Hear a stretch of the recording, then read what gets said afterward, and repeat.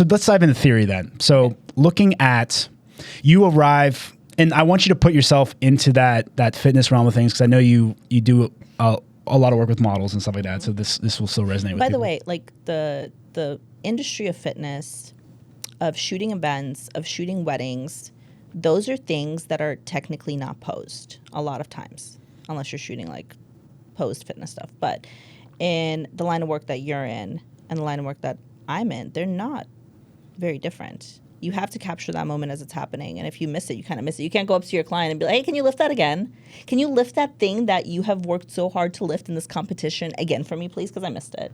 You can't do that. Right. So it's very, very similar. These are huge moments that you have to anticipate to capture. So yeah, it's not. So that anticipation, does that come with years and years of practice, or is that like, how do you learn to anticipate certain shots? I feel like it comes from experience, honestly. I mean, everybody's going to get to that point where you miss something and you learn your lesson and you learn to anticipate those things. It's rinse and repeat, a lot of that. But there's also going to be moments where it's completely different and you don't, maybe it won't be an anticipation thing and you just have to know.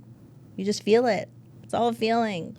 How would you say that you practice that then? Like, is there any way to like, hey, like I'm going to go take 20,000 photos of my dog in my backyard and wait for him to jump and get that jumping shot? Well, my dog is an insane dog, so he's always jumping. I love your dog. Literally, like you toss the rope, right? Mm-hmm. And it's got to be a jump. It can't be a wait for the rope to come no. to you. You have to go attack said rope. Right, but that's just who he is. True.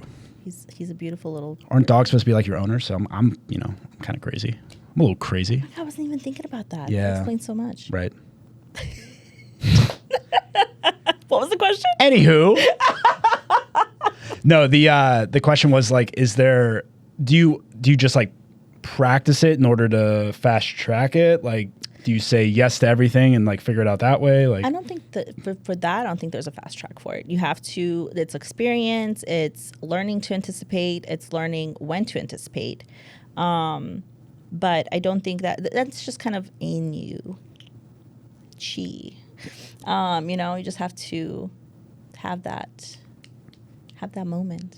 And you take that anticipation, then you start, obviously, now you've gotten the moment, but like capturing the moment in the right way. So that like that framing aspect and the composition aspect, you do an incredible job with composition. We just got our wedding sneak peek photos back. Much. They are so awesome. For somebody who doesn't practice composition.